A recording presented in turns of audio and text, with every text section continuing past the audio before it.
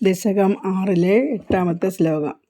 ശ്രോണീസ്ഥലം ഗഗണപതയോർനഖാസ്തേ ക്രത്യുഷ്ടസൈന്ദ്രവമുഖാഗമനം തു കാലാഃ വിപ്രാതിവർണഭവനം വദനാബ്ജബാഹൂ ചാരൂരുയുഗ്മചരണം കരുണാംബുധേ തേ.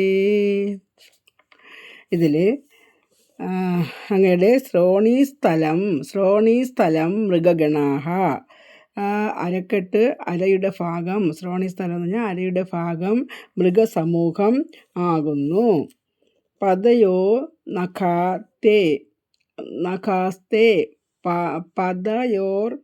പദയോ രണ്ട് കാലുകളുടെയും, ഹോ നഖാഹ എന്നുവെച്ചാൽ രണ്ട് കാലുകളുടെയും നഖങ്ങൾ, തേ അങ്ങയുടെ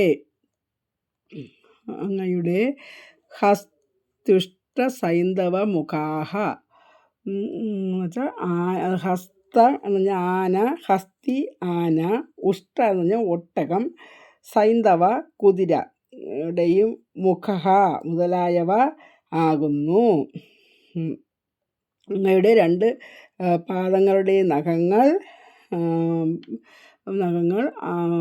ഒട്ടകം, ആന, കുതിര മുതലായവ ആകുന്നു എന്നാണ്. ഗമനം തു കാലാഹ, അങ്ങയുടെ ആ പോക്ക്, സഞ്ചാരം, ഗമനം എന്ന് പറഞ്ഞാൽ സഞ്ചാരം, അങ്ങയുടെ സഞ്ചാരം കാലം ആകുന്നു. വിപ്ര ആദി വർണ്ണ ഭവനം, വിപ്ര ബ്രാഹ്മണർ, ക്ഷത്രിയർ, വൈശ്യർ, ശൂദ്രർ അങ്ങനെയുള്ള വർണ്ണഭവനം ഇങ്ങനെയുള്ള ഇരിപ്പിടം എന്നാണ് പറയുന്നത്, അവരുടെ ഇരിപ്പിടം. വദന അബ്ജബാഹു, വദനം മുഖം, അബ്ജം താമര, ബാഹു കൈകൾ, അങ്ങയുടെ താമരപ്പൂ പോലുള്ള മുഖവും ബാഹു കൈകളും, ചാരു മനോഹരമായ ഊരു രണ്ട് യുഗ്മ എന്ന് പറഞ്ഞാൽ രണ്ട് മനോഹരമായ രണ്ട് തുടകളും, ചരണം കാൽപാദം എന്നിവയും. ഭഗവാന്റെ മുഖത്തിനെ ബ്രാഹ്മണരും, കൈകൾ ക്ഷത്രിയരും, തുടകൾ വൈശ്യരും, ചരണങ്ങൾ ശൂദ്രർ എന്നാണ് പറയപ്പെടുന്നത്.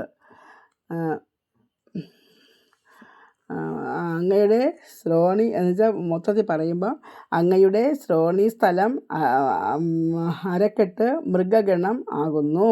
അങ്ങയുടെ കാലിലെ നഖങ്ങൾ ആന, ഒട്ടകം, കുതിര മുതലായവ ആകുന്നു. ഗമനം തു കാല, അങ്ങയുടെ സഞ്ചാരം കാലമാകുന്നു. തേ വദനാബ്ജ ബാഹു ചാരു യുഗ്മ ചരണം, അങ്ങയുടെ താമരപ്പൂ പോലത്തെ മുഖവും രണ്ട് കൈകളും മനോഹരമായ രണ്ട് തുടകളും കാൽപാദങ്ങളും ബ്രാഹ്മണർ മുതലായ 4 വർണ്ണങ്ങളുടെ ആവാസ സ്ഥലവും ആകുന്നു എന്നാണ്. തേ അങ്ങനെയൊക്കെയുള്ള കരുണാംബുധേ, അങ്ങനെയൊക്കെയുള്ള കരുണയുടെ സമുദ്രമായ ഭഗവാനെ അങ്ങയെ ഞാൻ നമസ്കരിക്കുന്നു എന്നാണ് മേൽപ്പത്തൂർ ഈ ശ്ലോകത്തിൽ പറയുന്നത്.